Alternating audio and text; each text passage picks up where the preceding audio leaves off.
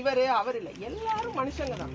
போனா அவ்வளோ பேருக்கும் இப்பெல்லாம் மயானத்துக்கு போனீங்கன்னா ஒரு டம்ளர் சாம்பல் தான். யாருக்கும் ஒன்றும் பெருசா ராஜாவா இருந்தாலும் அதுதான், கூலியா இருந்தாலும் அதுக்கு என்ன சிறு தொழில் பண்ண முடியுமோ நீங்களும் நல்ல தொழில் முனைவோரா தைரியமா இப்போ ரியாலாம் பாருங்க, எவ்வளோ பெரிய அளவில் இருக்கு. அந்த மாதிரி கரெக்டாக நீங்களும் வந்து முன்னால வரணும். எல்லாம் நல்ல நிலைமையில உங்களுக்கு ஒரு கடை வைக்கிறது, கம்ப்யூட்டர் சென்டரோ செராக்ஸ் வச்சு உங்களெல்லாம் நல்வழிப்படுத்தணுங்கிறது தான் நம்ம அரசோட நோக்கம்.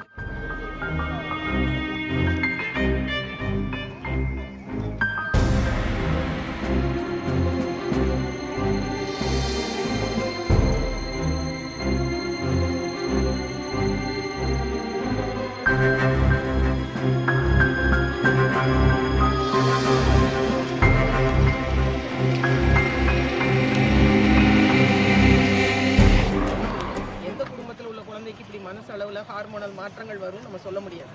உங்களுக்கு ஒரு பாதுகாப்பான வீடு தரணும், உங்களுக்கு ஒரு அடிப்படை கல்வி இருக்கணும், உங்களுக்கு என்ன சிறு தொழில் பண்ண முடியுமோ நீங்களும் நல்ல தொழில் முனைவோராக தைரியமாக இப்போ ரியாலாம் பாருங்கள், இப்போ எவ்வளோ பெரிய அளவில் இருக்கு. அந்த மாதிரி கரெக்டாக நீங்களும் வந்து முன்னால் வரணும். இந்த தப்பு செஞ்சுறது அந்த மாதிரி ஒருத்தர் ரெண்டு பேர் இருப்பாங்க, அது எல்லாத்துலேயும் தான் இருப்பாங்க, அது உங்களில் மட்டும் இல்லை. அதெல்லாம் கொஞ்சம் நீங்கள் டீமாக இருந்து நல்வழிப்படுத்தணும். உங்களுக்கு அடிப்படையாக என்னென்ன தேவையோ எல்லாம் நாங்கள் பண்ணி தரோம். பயப்படாது. சொல்லியிருக்கிறேன், உங்களுக்கு பிரச்சனை இல்லை. உங்களை எல்லாம் நல்ல நிலைமையில உங்களுக்கு ஒரு கடை வைக்கிறது, கம்ப்யூட்டர் சென்டரோ செராக்ஸ் வச்சு உங்களெல்லாம் நல்வழிப்படுத்தணுங்கிறது தான் நம்ம அரசோட நோக்கம். உங்களுக்கு அதுக்கு உள்ள எல்லா உதவியும் நாங்கள் பண்ணி தரோம்.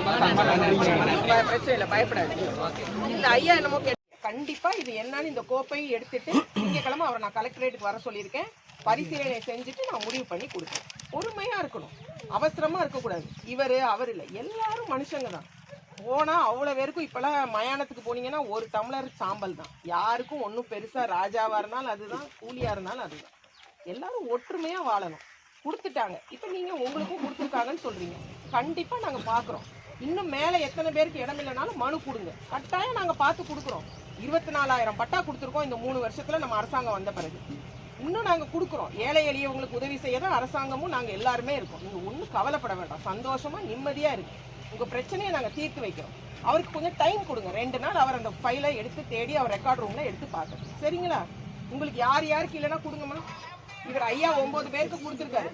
இன்னும் உங்களுக்கு வீட்டு 80 வருஷத்துக்கு முன்னாடி எங்கள் தாத்தா எல்லாம் இங்கே தான் இருந்தாங்க. சரி, வீடெல்லாம் நேற்று அந்த இடத்துல மாறி வேண்டியது. உங்களுக்கு என்ன வேணும்? எங்களுக்கு வந்து எங்களுக்கு இல்லாதவங்களுக்கு இருங்க. உங்களுக்கு இடம் வேணும்னு கேட்கறதுக்கு உங்களுக்கு முழு உரிமை இருக்கு. இப்ப நீங்க இந்த இடத்துல இருக்கிறதா ஒரு தாக்கல் பண்ணிருக்கீங்க. தாக்கல் பண்ணி ஏற்கனவே கொடுத்த அவர் அதான் நான் பேசிட்டு இருக்கிறேன். அவர் கையில ரெக்கார்ட்ல கிராம கணக்குல இல்ல இருந்தாலும் நீங்க கொடுத்ததா இந்த நம்பர் ஃபைலோட அவர் தேடி எடுப்பாரு. நான் பார்க்க சொல்லியிருக்கேன். நான் ஒன்றும் வேண்டாம் இல்லை அப்படின்னு சொல்லலை. எல்லாருக்கும் சம உரிமை இருக்கு. அவர் செக் பண்ணிட்டு என்ன செய்ய முடியுமோ செஞ்சு கொடுப்போம். சமுதாயத்தில் யாரையுமே ஒதுக்க முடியாது. உங்களை கீறினாலும் சிவப்பு ரத்தம் தான், என்ன கீறினாலும் சிவப்பு ரத்தம் தான், இவருக்கும் சிவப்பு ரத்தம் தான், அவருக்கும் சிவப்பு ரத்தம் தான். எல்லாரும் மனுஷங்க தான். ஒற்றுமையாக நம்ம வாழ்றதுக்கு தான் பூமியில் நம்ம மனுஷனா பரவி எடுத்திருக்கோம். சரிங்களா? உங்கள் கோரிக்கையை ஃபுல்லாக நான் நிறைவேற்றி தர்றேன். திங்கக்கிழமை அவருக்கு டைம் கொடுப்போம். அது சமூகத்துல விளிம்பு நிலை மனிதர்களுக்கு நம்ம முழு சப்போர்ட் கொடுக்கணும். ஏன்னா அவங்களுக்கு யாரும் வாடகைக்கும் வீடு கொடுக்க மாட்டாங்க, எதுவுமே கொடுக்க மாட்டாங்க. அவங்க அடுத்து நம்ம எப்படி தொழில் முனைவோர் ஆக்க முடியும்? அவங்களுக்குன்னு ஒரு இடம் இருந்தால் தான் அவங்களுக்கு ஒரு தையல் சொல்லி கொடுக்க முடியும், அவங்களுக்கு ஏதோ டிஃபன் கடை போட சொல்ல முடியும், ஏதோ ஒரு சிறு தொழில் சொல்லி கொடுக்கணும்ல. அவங்களுக்கு அவங்க வாழ்வாதாரத்தை பார்க்கணும்ல. எல்லாரும் சொன்னா கேட்டுக்குவாங்க, விடுங்க.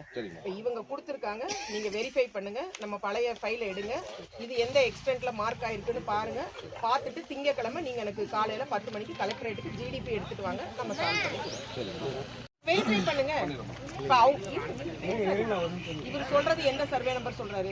இவரு அதே 6/3 சர்வே நம்பர் தான் சொல்றாரு. நேத்து தான் நம்ம இது வரைக்கும் 3 தடவை 3 அட்டம் கொடுத்துட்டோம். இதுவரை கொடுக்கல.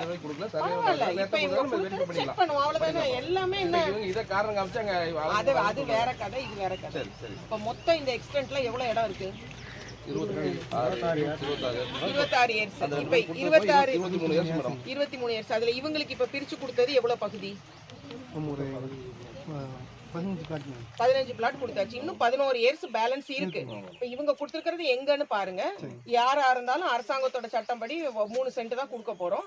11 பேருக்கு கொடுக்கறதுக்கு அதுல அகாமடேட் பண்ண முடியுமான்னு பாருங்க.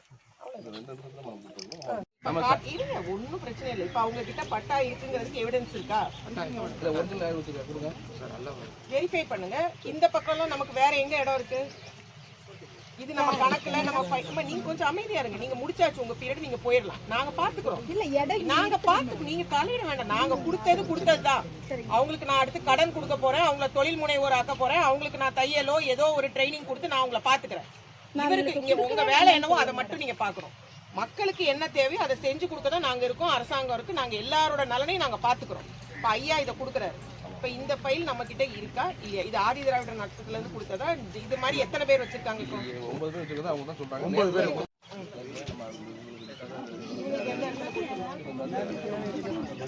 கொடுத்துடலாம். இப்ப என்ன பிரச்சனை இப்போ?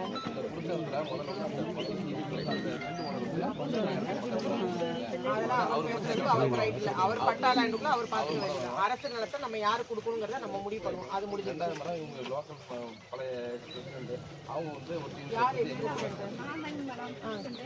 இவங்க பேசவே இல்ல. ஒரு வார்த்தை இவங்களுக்கு தேவையில்லை. இவங்களை நீங்க அமைதியா இருங்க. விட்டு இவங்களுக்கு கொடுத்தது. இப்ப அடுத்து யார் என்ன கேக்குறாங்க? இப்போ மத்தவங்க இப்ப இவங்களுக்கு என்ன பிரச்சனை? திருநங்கைகளுக்கு எங்க ஊர்ல கொடுக்க கூடாதுன்னு சொல்றாங்க. அப்படி சொல்றதுக்கு யாருக்கும் உரிமை கிடையாதுமா. நம்ம எல்லாரும் மனுஷங்க தான். இருங்க, அவருக்கு கொடுக்க கூடாது இவருக்கு கொடுக்க கூடாதுன்னு சொல்றோம். நம்ம எல்லாரும் மனுஷ ஜென்மம் தான். நம்ம வீட்லயும் நாளைக்கு இந்த மாதிரி யாருக்காவது ஒரு ஹார்மோன் மாற்றங்கள் வருமான்னு நம்ம சொல்ல முடியாது. யாரையும் ஒதுக்க முடியாது.